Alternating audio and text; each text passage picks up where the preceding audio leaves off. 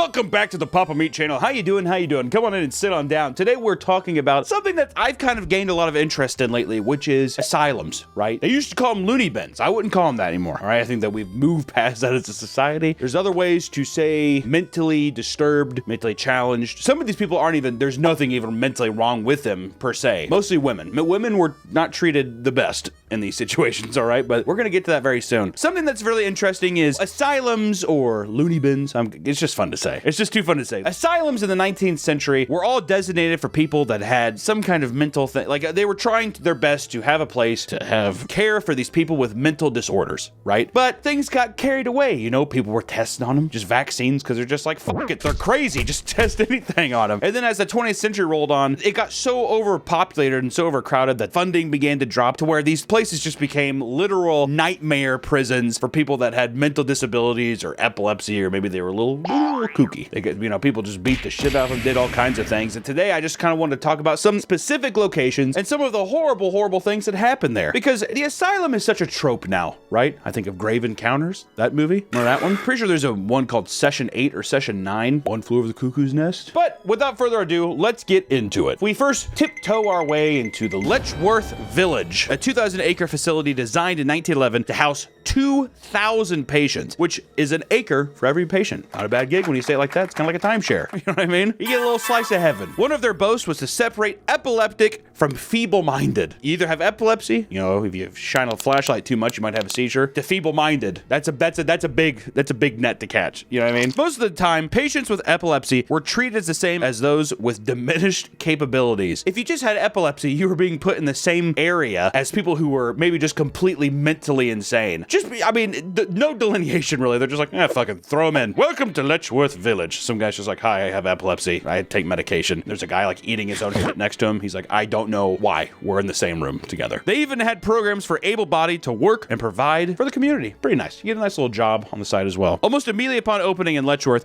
it was overcrowded and filled mostly with children. The facility openly admitted to experimenting on patients, the most famous of which was the polio vaccine. The first experimental dose was given to an 8-year-old boy in 1950. This success was a contributing factor as to why Letchworth was allowed to stay open until 1996, despite the controversy and despicable conditions. So basically, they're like, listen, we have all these little kids running around. Some of them shake when you shine big bright lights at them fast. Some of them try to eat their own face, but at least we're testing out vaccines, right, guys? And it worked. And I like how people are just like, okay, well, that's all the proof. That's all the proof you need right there. Patients were separated into 3 groups at Letchworth, when all 3 terms were used in a clinical setting for psychological classifications and were defined with a well-defined set of limitations and abilities. These are the 3 groups of sectors that go as followed. Idiots, okay, which was the mental capacity will never exceed that of a 2-year-old. That's apparently the definition of an idiot. Imbecile, between idiot and maximum mental capacity of a 7-year-old, and a moron, somewhere above imbecile, but will not exceed the mental capacity of a 12-year-old. And these were used by doctors, too. Well, Bryce over here, he's an imbecile. Well, Greg, you're not going home because you're a moron. You have like a clipboard. Let me look through the manila folder here. You're a whack job. That's the medical terms at Harvard. You will not be seeing your family ever again. Have fun. Also, someone's going to be giving a series of vaccines to you even though you're not sick. So that's going to be good for you. Many of the patients were unclothed because after a while in a lot of these places, people used to have gowns and stuff. It got so overpopulated that they were just like, we're not even going to fucking invest in any more gowns, which I don't think it would cost that much, but a lot of these people were totally unclothed. They were just naked walking around, shitting themselves, unbelievable. The morgue, like many facilities at the time, it was crowded, which was facilitated by the rapid spread of disease like polio, tuberculosis, and many other conditions. With a facility the size of Letchworth, it's necessitated having their own morgue, which in turn made a need for ways to transport the bodies. A death chute. How do you commission that? How do you have a contractor come in? So we're needing a tube for these nutcases. Oh, you guys I thought you was only idiots here. No.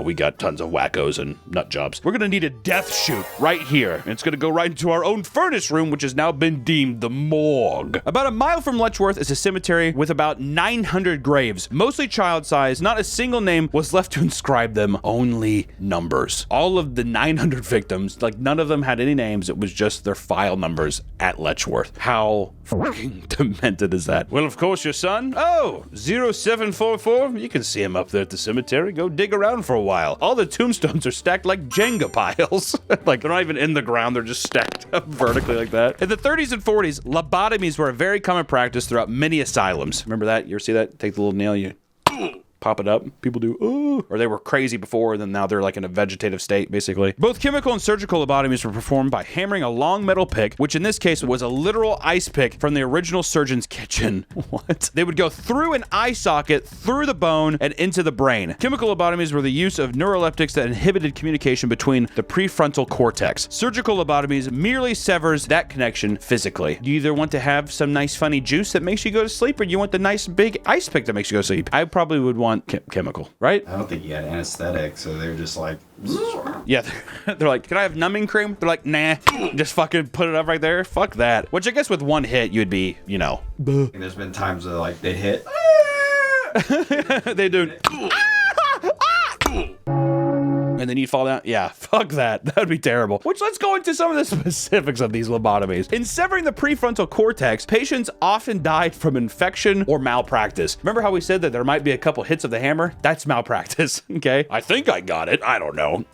Ah, fuck, let's just restart. It's not like, it's like pretty much people where they're trying to find a stud in the wall. You're like, ah, fuck, it's just drywall again. All right, well, let's reset. The surgery initially involved drilling a hole into the side of the skull. To simplify the surgery, the Freeman Watts prefrontal lobotomy was developed. And this guy, he developed it in 1948, and he literally used an ice pick from his own kitchen. Imagine that. 1948, too, feels weird. That feels like a more of like an 1848 kind of thing. You know what I mean? Well, I'm going to use the ice pick. Why not? 1948, the war's over. I mean, just in terms of like global history, the war is done. And people are just like, all right, well, just take my ice pick. Maybe that is why he did it. I'm feeling great because the war's done. I'm just going to use my ice pick instead of going to the store. It was designed to be done with or without anesthesia. Oh my God. Freeman suggested using electroconvulsive therapy to render the patient unconscious before doing it, shocking the patient into a near coma. Well, I want to be humane. Can we at least put these 4 car batteries on the back of this chair and just give them a couple shocks? They're almost into a coma? Perfect. Let's begin. The surgery had no active benefits other than making more hostile patients that were like convulsive and stuff. It just made them more quiet. It made them more still and just emotionally numb all around. It's not that it would necessarily stop them from hitting themselves. They would just be in a vegetative state. In 1950, the procedure was banned in the Soviet Union. The U.S. has never officially banned them, though they were said to be rare since the 1980s. Several states have banned them, though. Russia said, that's a bit too much. Out of the world to have Russia say that. And we were just like, I mean, you know,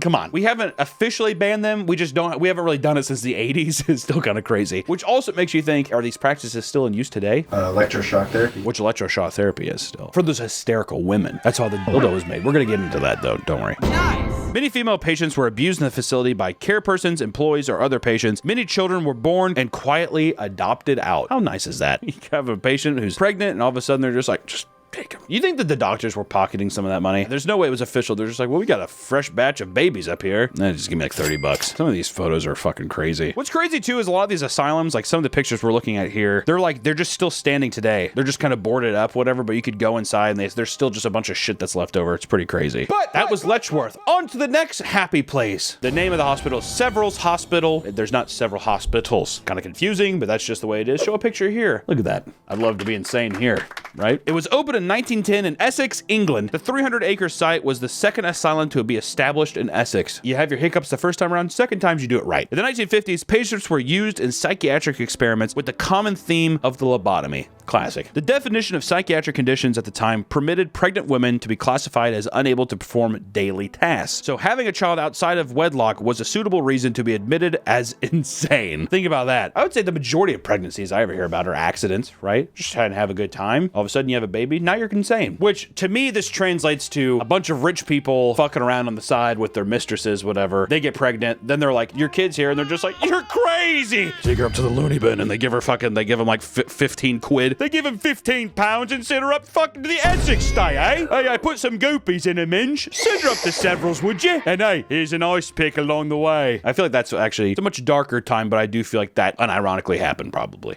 a lot. They were noted to have been subjected to electroconvulsive therapy and lobotomy just because they had a pregnancy out of wedlock. That's a bit harsh to me. We don't see that in Planned Parenthood now. I feel like we've outgrown that, thankfully. As with most facilities of this nature, it suffered from being chronically understaffed. Several, however, dealt with this by sedating patients with paraldehyde in order to keep them under control. Much like mothers in the 80s and 90s used NyQuil to get little me time. Remember that when you were younger and you're just like, God, you must be, I think you have a fever. Here, take this NyQuil. And all of a sudden you're sedated for 2 days and mom gets to drink her red wine and watch Sex in the City.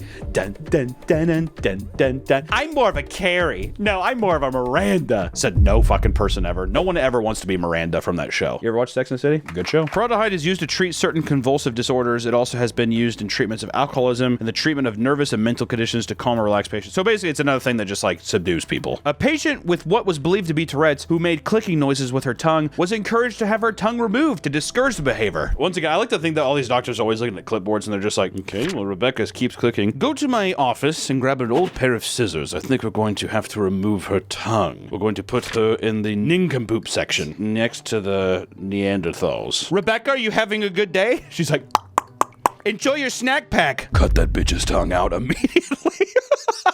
Due to lack of staff, patients were said to be lined up against the walls and hosed in a lieu of proper bathing. No more shower time. Literal just hosing. All right, they're clean. I'm pretty sure they're clean. That's all right. Depends on the hose, too. If it's like a fire hose, that shit could like peel your skin. Good God. During World War I, it was used to house soldiers who experienced shell shock, though we now know this as PTSD. It was considered a medical condition you could be given electroshock therapy and lobotomization for. You watch your friend die in war, see somebody get cut in half, see somebody get disemboweled, maybe an ice pick up your nose, maybe a couple little bolts of lightning through your head. You feel better now? Now they're just subdued. They can't express themselves, but it's just nightmares in their head. And the doctor's just like, look how much calmer he is. And you're just like... The culture inside Severals, from the medical superintendent Russell Barton himself, was said that every patient suffered 2 conditions: their original condition and something we define institutional neurosis. Okay, big words. He described the environment itself as dangerous. So even the medical superintendent himself said this is a dangerous place to be. You're going to come in with something and you're going to also pick up something else because this place is so haunting. Severals kept 1 locked ward for women who were promiscuous by reason of mental illness alone. They like to have dirty sex because they were trouble beings to begin with, is what they're saying. They got dirty pussies and they have dirty brains. That's what they had written on the wall. That was like a sign. It's like, take your shoes off. These women have dirty pussies, therefore dirty minds. The doctor's just like, perfect. Can we get more light on that? I want to be able to read that down the hallway. Despite the intention for this to keep promiscuous women from having sex, it did not stop the activity. It was known activity for male employees to obtain female patients after they were given electroconvulsive therapy. When they were of diminished capacity, a social worker at the time defined the occurrence as a bit dirty. That's disgusting, Nick. Do we put this in the video? That happened. I mean, it did happen. They would say, oh, these women who like to have sex, we're going to give them electroshock therapy. And then the staff would take advantage of those people. And then social workers would come and in a report just said, it's a bit dirty. You'd kind of hope that there would be a bit more. Not even, it's not even like a thing where they're just like, I don't agree with this at Severals. Instead, it's just like, it's a bit, come on, guys. The common theme among these institutions seems to be lobotomies, the use of electroconvulsive therapy, and rampant overcrowding and understaffing. Well, this actually looks haunting. Severals Hospital looks like a fucking maze. It's like a giant castle. It's like a labyrinth. I can't even imagine some of the, there's that great scene at the end of Amadeus. So the guy tries unaliving himself in the movie. And at the end, they take him to a hospital, but they also take him to an asylum because they think he's gone mad. So as he's going around, it's just like severely overcrowded, the sounds and like the chaos. I always wondered how true that is, because in some movies you kind of get it both ways. You have the Amadeus thing where it's like absolute chaos, and then there's other movies where it's like hauntingly quiet and it's like a weird juxtaposition. If it's earlier in time, it's more chaotic because they didn't know how to lobotomize or, basically just like shock people into being a vegetative state. And then if it's newer, people are all just kind of fucking brain dead from all the fucking malpractice stuff going on. Pretty horrifying, which leads us into our third stop, the New Jersey State Lunatic Asylum. What a name, dude. No beating around the bush on that one. Hey, drop your fucking wackos off here. Thanks. It's a big appeal for these asylums too to have like government funding. A lot of it is government funded, yeah. People would make money through families paying. Oh, so it's almost like a retirement home thing too, where it's like you have premiums where you're like, we have a disturbed son, drop him off, and now it's like rich families paying for whatever. It's like the Kennedys, they dropped off one of their sisters. The Kennedys? Is it Jackie Kennedy, the woman who eats sheet metal? That's like one of my favorite memes. Anyways, the New Jersey Lunatic Asylum first opened in 1848, but has since been closed and reopened several times. In 1907, Dr. Henry Cotton became a medical director under his theory that patients experience mental illness as a direct consequence of of disease. That's actually kind of metal. There's like something biological attacking you, and that's what is making you mentally disturbed. That's pretty brutal. Bioterrorism. So you know what I mean? It's kind of fucking crazy. It's like some Umbrella shit. Umbrella, Resident Evil. Have you heard of it? I just got done playing Resident Evil Biohazard, so... I don't know. Dr. Cotton was a great guy. He would order staff to remove teeth and other body parts from patients to limit infection. Until 1960, it was common practice to remove a patient's teeth. Why? Is it just to literally stop the spread of infection? What if Dr. Cotton was just like, he believed that the tooth fairy was real and that was his deal? I'm finding that a lot of these crazy, wacko, insane patients seem to be harboring a lot of infection in the teeth. You should remove them and give them to me. And in his office, he just had a giant bed with a huge pillow and there's just like mounds of teeth underneath it. And he's like, I'm about ready to have the biggest payday anyone's ever had from that little fairy. The center of the horrors all stem from Dr. Cotton and his practices. His determination to remove any and all erroneous organs made a monster that legends still linger today. His policies, while barbaric, also had some progressive standards. While he did remove people's teeth and removed organs and he was a horror character and villain, he did have some positive and progressive practices at the time, which one of the big ones was he eliminated most of the use of mechanical restraints, you know, like being strapped down, you know, any kind of things where it's like people can't move and you're just confined to a certain area all day. He said, phooey with it, which, you know, if you have no arms, legs, or teeth, you really don't need to be just strapped down, right? 2, he had daily meetings with staff to communicate patient charts. He actually cared. And lastly, he instituted occupational therapy. So he actually did try to have people come in and talk with these people after being traumatized, which also, I bet you anything, he like would grab them by the fucking ropes and he'd be like, if you tell them that I took your teeth and tried getting a loan from the tooth fairy, I will fucking bash your brain. And do you hear me, Josh? And Josh is like, you know, because he has a fucking lobotomy and no fucking teeth. He's like, good boy.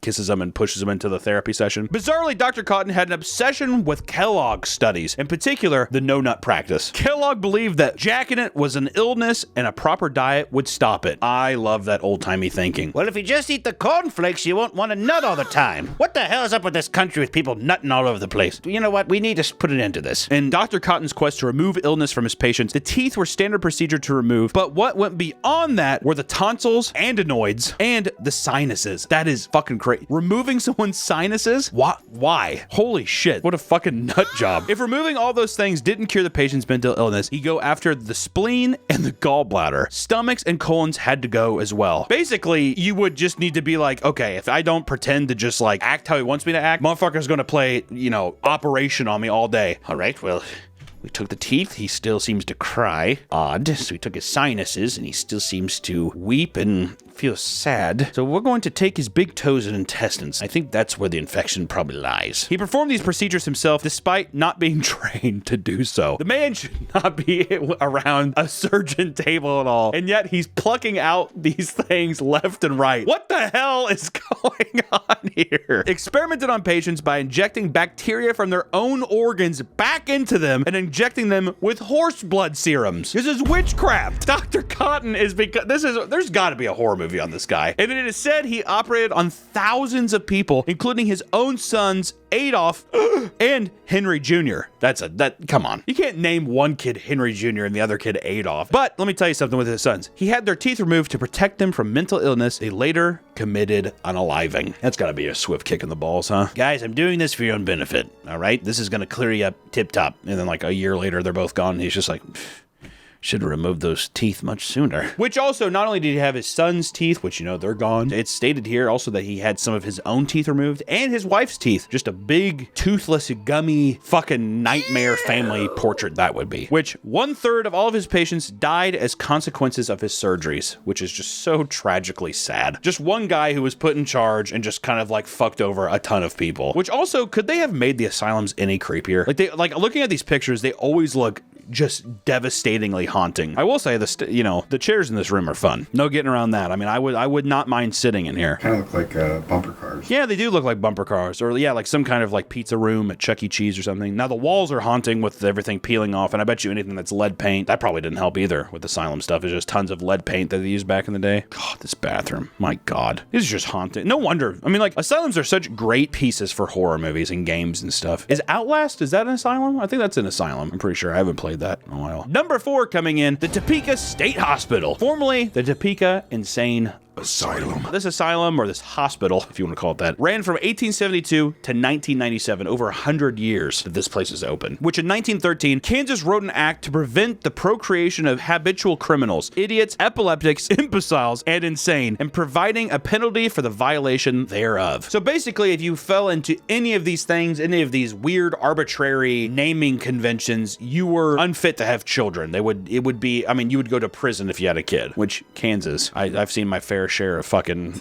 weirdos in Kansas, and I don't think that law got held up too well. In 1913, the law had to be approved by a court on per case basis until 1917, where the law was amended to allow forced sterilization of anyone who was institutionalized. So if you got into a loony bin, they're gonna cut off your balls. Essentially, that's what it is. I'm not saying that they literally went in and cut the sack or whatever, but still, you will not be able to produce a child when you leave. Okay? And at this time, as early as 1907, states were acting upon the theory of eugenics, which admittedly had those kinds of connotations. Racist people. In Topeka, Kansas? What? Racist people in Topeka, Kansas? No. I doubt it.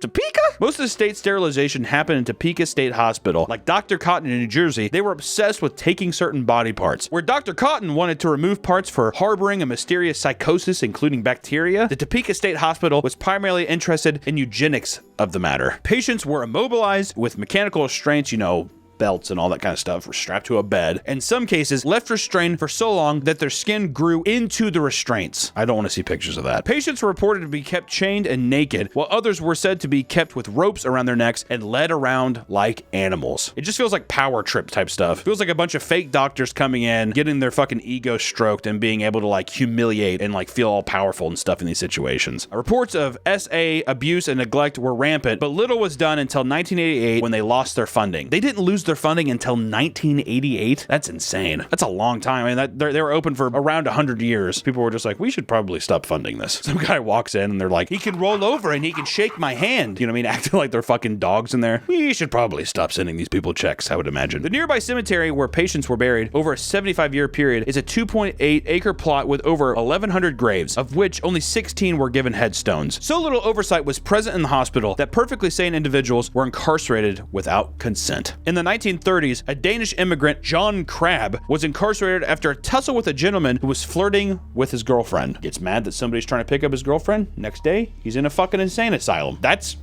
probably the right solution to that. With his limited English, he was eventually labeled as clinically insane and was held there for 20 years. So because he could not speak proper English, he was quote unquote clinically insane and was held there for 20 years. Also, if you're there for 20 years, he probably literally went insane from that experience. Probably had tons of medication that he shouldn't have been taking. Ugh. Can't even think about it. Patient care associates were questioned as to why they didn't believe he was sane, and they were quoted as to saying that he was trying too hard to prove he was sane. That's the definition of a catch-22 right there. I'm not insane. Whoa, wacko, easy. Eyewitness reports in the late 1800s detail patient abuse and even likely murder.